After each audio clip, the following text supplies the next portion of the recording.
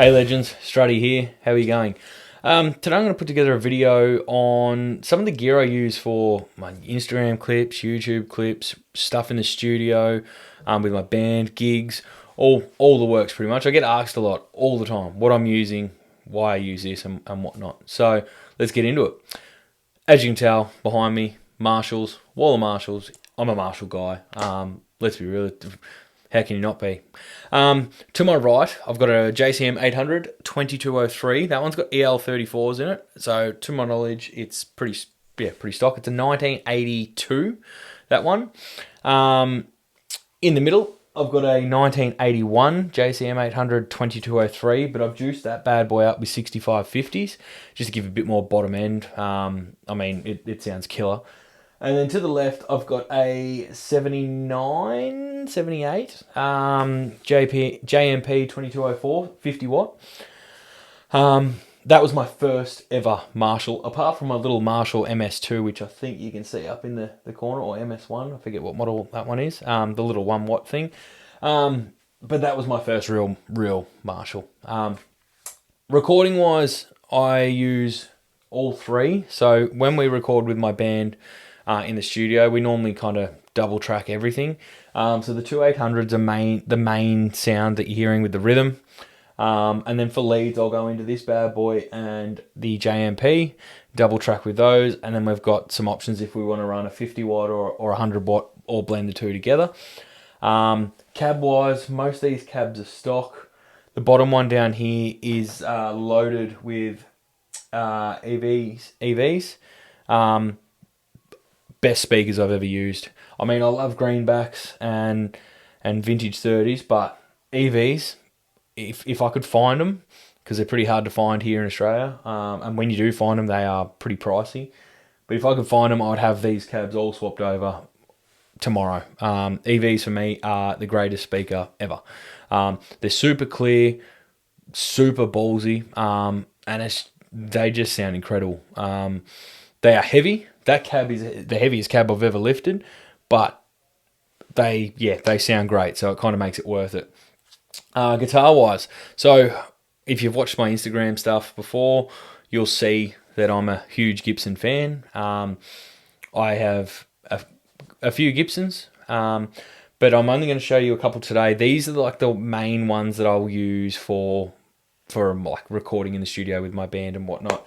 So to start us off, we have a 1988 Gibson Les Paul Custom in black. Now, I've started a sticker thing on the back. People are going to hate this.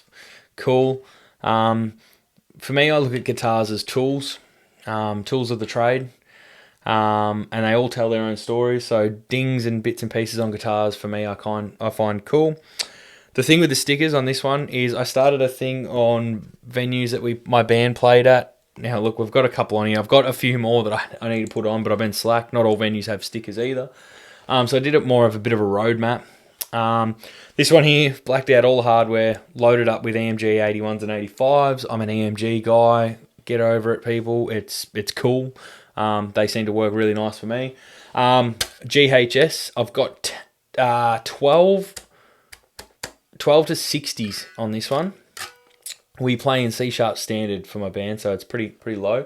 So this it's pretty heavy, this guitar. I've actually got the sister to this guitar as well, which is, I think they're 2 days apart, according to the serial number. That one's completely stock, hence why I've gone and played around with this one a little bit.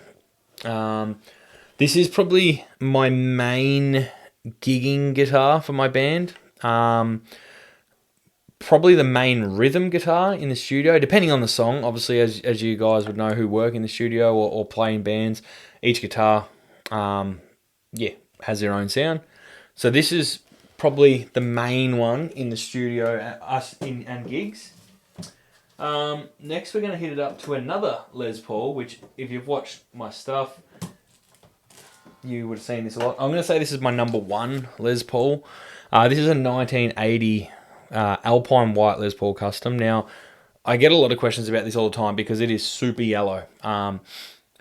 This was originally white, so an Alpine White. Over time, the nitro has gone yellow. and it's, I mean, I love it. I reckon it looks awesome.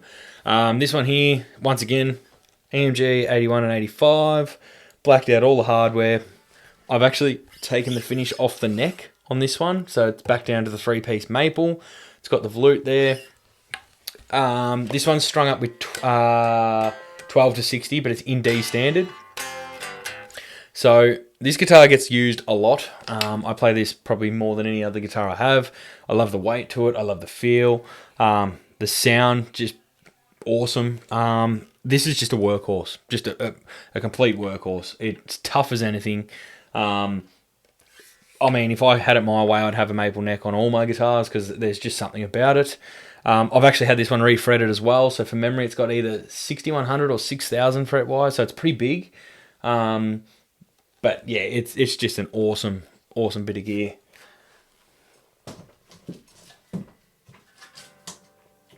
Next on our list, something a bit unusual. We have this bad boy. So this is a 1995 Gibson EDS 1275. Top 12 strings, bottom 6 strings. A lot of people get confused with that. I've put up videos before saying, I'll put up some videos of 12 string covers or whatnot, and people say, well, why play a 12 string if you're only using 6? The top is 12, the bottom is 6. Theoretically, it's an 18 string guitar. This one is completely stock. I've had this now for maybe 18 months or so. I bought it because I've got a pretty decent price on it off a guy. And I'd always wanted one, and they were always super expensive anyway. We worked out a bit of a deal, and in all honesty, this is probably one of the better guitars I've ever played. It's not as awkward as it looks. I've used this only for 1 or 2 gigs, but with my band, we are recording. We've got some more tracks lined up, and this was used on a track. And I think I actually, from memory, I tracked another song, the 6-string part, obviously with the 6-string, because it sounds so killer in the studio. This one here is actually all in D standard as well. I do change the tuning a little bit with this depending on the song I'm playing, but I'm hoping this one hits the road with us a bit more once we get some of these new songs out and whatever. But yeah, this is killer. This is same again, GHS. I don't actually know the gauge on the 12 because I got a tech to set it up, but the bottom here is, this one's actually 10 to 60. But everything else is pretty stock standard on this one. But this is an awesome guitar.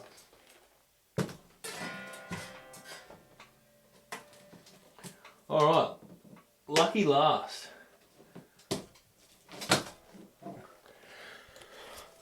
So this one here, once again, Gibson. This is a Gibson Flying V Trad Pro, it's a traditional Pro, I think they go by. Now, once again, I've blacked it all out. This one's got 12 to 60 GHS, once again, EMG 81 and 85. Cool looking guitar. Now, this one is a bit different. I don't know if you can see it on camera, but I have thrown the Floyd Rose FRX on this. Now, I am not much of a Floyd player.